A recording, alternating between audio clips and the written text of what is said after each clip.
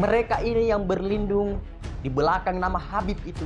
Kita sebut namanya saja Habib Bahar dan Rizik Sihab itu selalu mengaku sok jago, selalu mengaku sok hebat dengan mengandalkan nama Habib, dengan mengandalkan nama Rasulullah Shallallahu Alaihi Wasallam. Padahal perilakunya yang jauh dari tingkah laku Rasulullah Shallallahu Alaihi Wasallam.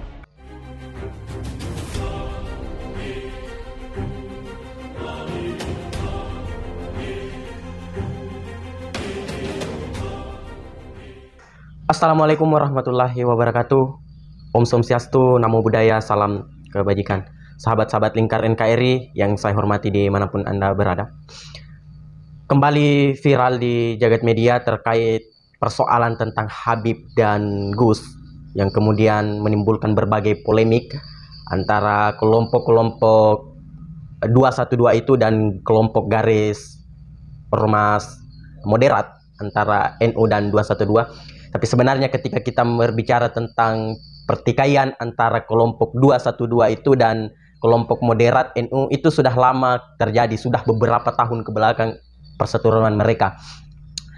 Namun kita melihat bagaimana panasnya hari ini jagat media karena digegerkan oleh salah seorang Gus yang kemudian mengomentari tentang persoalan kehabiban Habib Bahar, yang kita melihat sendiri bagaimana kelakuan si Habib Bahar itu yang sampai hari ini terus mengagung-agungkan tentang kehabibannya, bahwa ia keturunan Rasulullah, keturunan Nabi Muhammad. Tapi ketika kita melihat bagaimana tingkah laku seorang Bahar Smith itu sangatlah tidak mencerminkan bagaimana perilaku tentang seorang Nabi di masa lalu. Nah, kita juga akan melihat bagaimana komentar seorang Gus Miftah terkait tentang perseteruan antara Habib dan Gus di jagat media itu. Kita saksikan videonya berikut ini. NU itu tidak menghargai Habib. Goblok cangkem. Yaman, Habib dari Yaman itu datang ke Indonesia pertama kali. Yang mau ngopeni itu NU. Tanya Pak Bupati yang aktivis PMI. NU. Orang dulu belum kenal Habib. NU wis ngopeni Habib. Dan persoalan Habib, saya mengutip pendapatnya Sayyid Abdullah Al-Haddad. Wa ala kafatil muslimin ayyatagidu hubbahum wa mawaddatahum wa ayyuwakiruhum wa yu'addimuhum bi ghairi israfin wala huluwin. Jadi mohon maaf, kalau persoalan dengan Habib itu kata Sayyid Abdullah Al-Haddad, hendaklah orang Islam itu menghormati, menghargai, menyayangi tanpa berlebih-lebihan dan melampaui batas. Sekarang di Indonesia ribut, malah ada usul tes DNA, bener nggak Habib?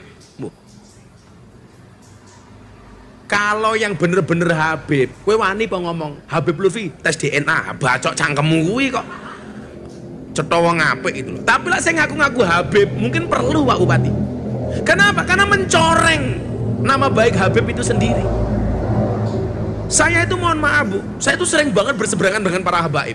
Tapi mohon maaf, yang saya lawan itu adalah siasahnya. Karena bagi saya, bedakan antara kiai dengan habib. Kiai itu dihormati karena sifatinya. Habib yang duriannya Kanjeng Nabi itu dihormati karena zatnya, karena darahnya.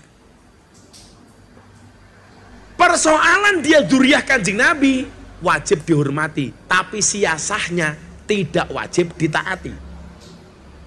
Nah, di Indonesia itu persoalannya adalah kalau berbeda dianggap musuh.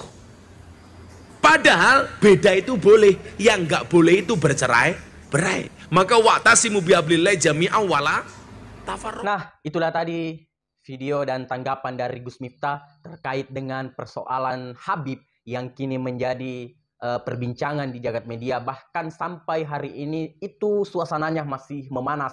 Karena kenapa? Karena Habib Bahar ini diminta oleh Gus Fuad untuk melakukan tes DNA. Nah, kita juga melihat bagaimana komentar seorang Gus Miftah terkait dengan persoalan tes DNA itu. Memang perlu untuk dilakukan tes DNA supaya tidak ada lagi keraguan di antara Habib-Habib itu. Karena kenapa? Di Indonesia ini begitu banyak keturunan Rasulullah, begitu banyak orang yang di dalam darahnya mengalir darah Rasulullah juga. Namun pada dasarnya di Habib-Habib yang berada di garis 212 itu, kita sebut saja nama ormasnya FPI dan HTI hari ini, kita melihat tidak begitu mencerminkan bagaimana seorang perilaku Nabi Muhammad SAW. Malah mereka sedang mencoreng sendiri nama kehabiban itu sendiri.